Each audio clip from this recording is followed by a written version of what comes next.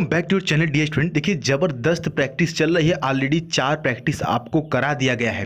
काफ़ी इम्प्रूवमेंट इससे देखने को मिल रहा है। आपके रिव्यूज़ जो हैं, जो आपके कमेंट्स आते हैं, वो बिल्कुल पॉजिटिव आ रहे हैं कि सर समझ में आ रहा है। और देखिए ये जितने भी यहाँ पर क्वेश्चंस आपको देखने को मिल रहे हैं सभी प्रीवियस ईयर से लिए गए हैं। ठीक है, इसमें कोई डाउट की बात नहीं है। ये 5वां है। आप आज की इस वीडियो को देखिए और ख़ुद से भी जज करिएगा कि क्या आपको ये क्वेश्चंस आ रहे हैं। ठीक है, चलिए शुरू करते हैं। अगर इस चैनल पर नए हैं तो आप इसको सब्सक्राइब करके नोटिफिकेशन बेल ऑन कर दीजिएगा, ताकि जब तक आपका एग्ज़ाम ना हो जाए तब तक आपके पास सभी नोटिफिकेशंस पहुंचती रहें। ठीक है, आइए देखते हैं। यहाँ पर पहला क्वेश्चन जो है आपके सामने फाइंड द ईरर से है। बहुत ही इंपॉर्टेंट क्वेश्चन है। आपको बताना है कि ईरर किस पार्ट में है। While I was driving home I heard some shocking news at the radio. बताना है किस पार्ट में ईरर है। काफ़ी इंपॉर्टेंट क्वेश्चन, देखने में बहुत ही खूबसूरत है और इसी प्रकार के क्वेश्चंस आपके एग्जाम में पूछे जाते हैं।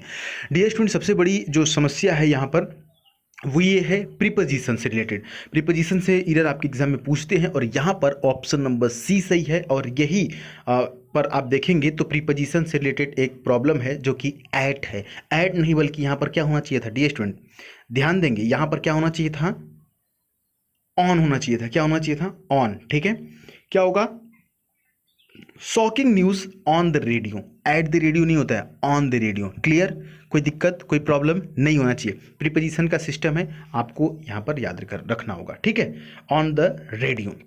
चलते हैं। देखिए काफ़ी इंपॉर्टेंट क्वेश्चन था और ये बहुत ही खूबसूरत सा क्वेश्चन।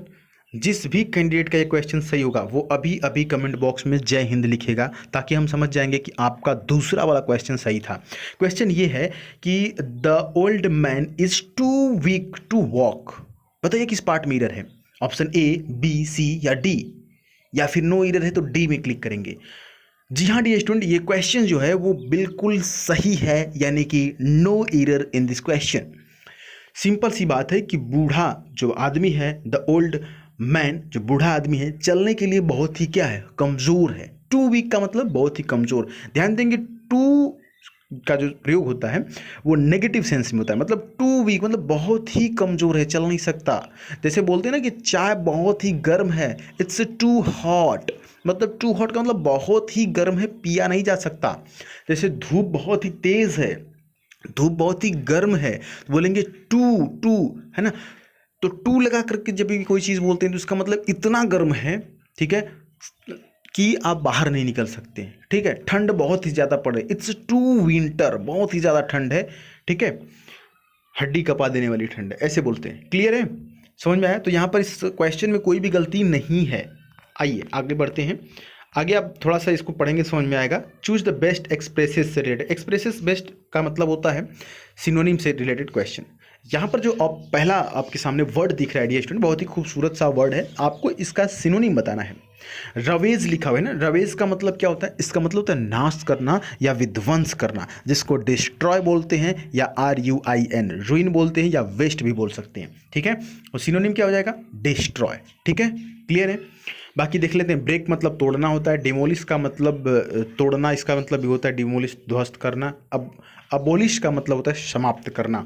ठीक है, तो यहाँ पर डिस्ट्रॉय हो जाएगा, यानी कि विध्वंस कर देना, नाश कर देना। क्लियर। नेक्स्ट जो आपके सामने वर्ड है सुपरस्टिशस।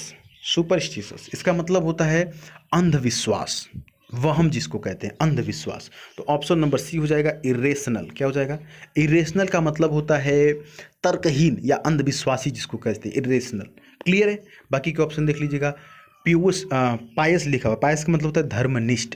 ठीक है, और ट्रेडिशनल का मतलब क्या होता है, परंपरागत। सक्रीड का मतलब क्या होता है, सीक्रेट बोल सकते हैं। सीक्रेट का मतलब पवित्र या पावन या पूज्य बोल सकते हैं, सक्रीड। क्लियर है, आगे बढ़ते हैं। अपोजिट बताना है यहाँ पर डियर स्टूडेंट। आपके सामने 2 खूबसूरत से क्वेश्चन है यहाँ पर, इनका अपोजिट आपको बताना है। पहला क्वेश्चन यहाँ पर है, लिखा हुआ है इनक्विजिटिव। क्या लिखा हुआ है, इनक्विजिटिव। इनक्विजिटिव का मतलब होता है जिज्ञासु। क्या होता है, जिज्ञासु। तो हो जाएगा इनडिफरेंट। इसका उल्टा है ना, इनडिफरेंट। इनडिफरेंट यानी कि उदासीन। ऑप्शन नंबर बी सही है, इनडिफरेंट मतलब उदासीन। नेक्स्ट है ऑप्शन नंबर ए भी यहाँ पर समझ लेते हैं।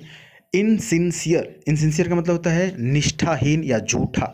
ऑप्शन सी देख लेंगे इनसेंसिटिव का मतलब असंवेदनशील, ऑप्शन डी देख लेंगे इंसल्टिंग का मतलब अपमान।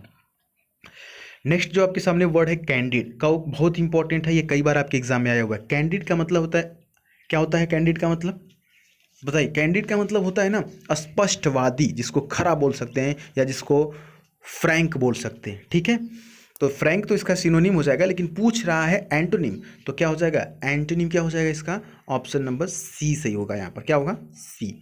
क्या है डिवियस, डिवियस का मतलब भी होता है चालाक या कुटिर, इसका उल्टा। स्पष्टवादी का मतलब क्या होता है, कुटिर या चालाकवादी, इसका उल्टा है, एंटोनिम है। लेकिन सिनोनिम अगर पूछ ले तो फ्रैंक बोल सकते हैं। क्लियर। बाकी के ऑप्शन देख लीजिएगा। आउटस्पोकन दिया हुआ है, आउटस्पोकन का मतलब होता है मुखर या प्रकट किया हुआ ना। नेक्स्ट है डिस्गाइज्ड, डिस्गाइज्ड का मतलब होता है अपनी पहचान छुपाने के लिए क्या करना, अपना रूप बदल लेना, ठीक है। आइए नेक्स्ट क्वेश्चन पर बढ़ते हैं।